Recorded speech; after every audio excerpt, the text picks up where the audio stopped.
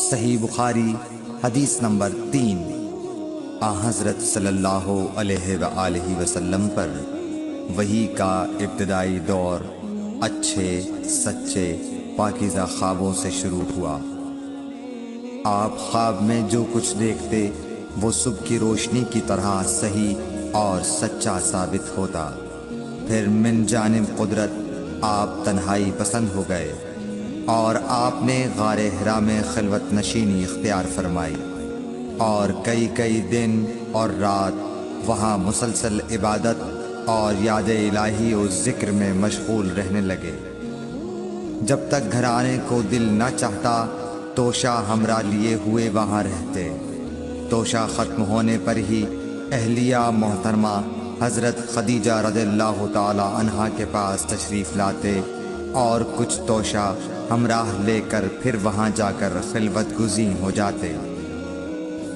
یہی طریقہ جاری رہا یہاں تک کہ آپ پر حق منکشف ہو گیا اور آپ غار حرا ہی میں قیام پذیر تھے کہ اچانک حضرت جبرائیل علیہ السلام آپ کے پاس حاضر ہوئے اور کہنے لگے کہ اے محمد پڑھو۔ آپ فرماتے ہیں کہ میں نے کہا کہ میں پڑھنا نہیں جانتا۔ آپ صلی اللہ علیہ وسلم فرماتے ہیں کہ فرشتے نے مجھے پکڑ کر اتنے زور سے بھینچا کہ میری طاقت جواب دے گئی۔ پھر مجھے چھوڑ کر کہا پڑھو۔ میں نے پھر وہی جواب دیا کہ میں پڑھا ہوا نہیں ہوں۔ اس فرشتے نے مجھ کو نہایت ہی زور سے بھینچا کہ مجھ کو سخت تکلیف محسوس ہوئی۔ پھر اس نے کہا کہ پڑھ۔ میں نے کہا میں پڑھا ہوا نہیں ہوں۔ فرشتے نے تیسری بار مجھ کو پکڑا اور تیسری مرتبہ پھر مجھ کو بھینچا۔ پھر مجھے چھوڑ دیا اور کہنے لگا کہ پڑھو اپنے رب کے نام کی مدد سے جس نے پیدا کیا اور انسان کو خون کی پھٹکی سے بنایا۔ پڑھو اور آپ کا رب بہت ہی مہربانیاں کرنے والا ہے۔ بس یہی آیتیں آپ حضرت جبرائیل علیہ السلام سے سن کر اس حال میں غار حرا سے واپس ہوئے کہ آپ کا دل اس انوکھے واقعے سے کانپ رہا تھا۔ آپ حضرت خدیجہ کے ہاں تشریف لائے اور فرمایا کہ مجھے کمبل اوڑھا دو، مجھے کمبل اوڑھا دو۔ لوگوں نے آپ کو کمبل اوڑھا دیا۔ جب آپ کا ڈر جاتا رہا تو آپ نے اپنی زوجہ محترمہ حضرت خدیجہ رضی اللہ تعالی عنہا کو تفصیل کے ساتھ یہ واقعہ سنایا اور فرمانے لگے کہ مجھ کو اب اپنی جان کا خوف ہو گیا ہے۔ آپ کی اہلیہ محترمہ حضرت خدیجہ رضی اللہ تعالی عنہا نے آپ کی ڈھارس بندھائی اور کہا کہ آپ کا خیال صحیح نہیں ہے۔ اللہ کی قسم آپ کو اللہ کبھی رسوا نہیں کرے گا۔ آپ تو اخلاق فاضلہ کے مالک ہیں۔ آپ تو کنبہ پرور ہیں، بے کسوں کا بوجھ اپنے سر پر رکھتے ہیں، مفلسوں کے لیے آپ کماتے ہیں، مہمان نوازی میں آپ بے مثال ہیں اور مشکل وقت میں آپ امر حق کا ساتھ دیتے ہیں۔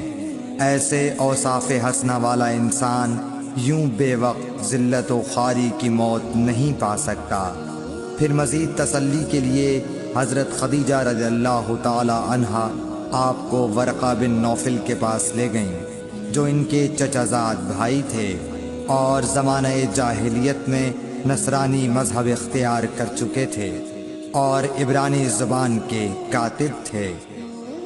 چنانچہ انجیل کو بھی حسب منشائے خداوندی عبرانی زبان میں لکھا کرتے تھے۔ انجیل سریانی زبان میں نازل ہوئی تھی، پھر اس کا ترجمہ عبرانی زبان میں ہوا۔ ورقہ اسی کو لکھتے تھے۔ وہ بہت بوڑھے ہو گئے تھے، یہاں تک کہ ان کی بینائی بھی رخصت ہو چکی تھی۔ حضرت خدیجہ رضی اللہ تعالی عنہا نے ان کے سامنے آپ کے حالات بیان کیے اور کہا کہ اے چچا زاد بھائی، اپنے بھتیجے محمد صلی اللہ علیہ وسلم کی زبانی ذرا ان کی کیفیت سن لیجئے۔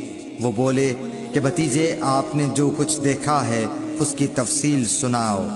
چنانچہ آپ صلی اللہ علیہ وآلہ وسلم نے از اول تا آخر پورا واقعہ سنایا، جسے سن کر ورقہ بے اختیار ہو کر بول اٹھے کہ یہ تو وہی ناموس معزز رازدان فرشتہ ہے جسے اللہ نے حضرت موسیٰ علیہ السلام پر وحی دے کر بھیجا تھا۔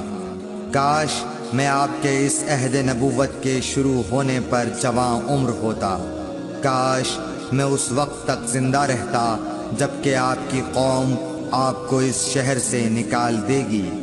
رسول کریم صلی اللہ علیہ وآلہ وسلم نے یہ سن کر تعجب سے پوچھا کہ کیا وہ لوگ مجھ کو نکال دیں گے، حالانکہ میں تو ان میں صادق و امین و مقبول ہوں۔ ورقہ بولا، ہاں یہ سب کچھ سچ ہے، مگر جو شخص بھی آپ کی طرح امر حق لے کر آیا لوگ اس کے دشمن ہی ہو گئے ہیں۔ اگر مجھے آپ کی نبوت کا وہ زمانہ مل جائے تو میں آپ کی پوری مدد کروں گا، مگر ورقہ کچھ دنوں کے بعد انتقال کر گئے، پھر کچھ عرصے تک وحی کی آمد موقوف رہی۔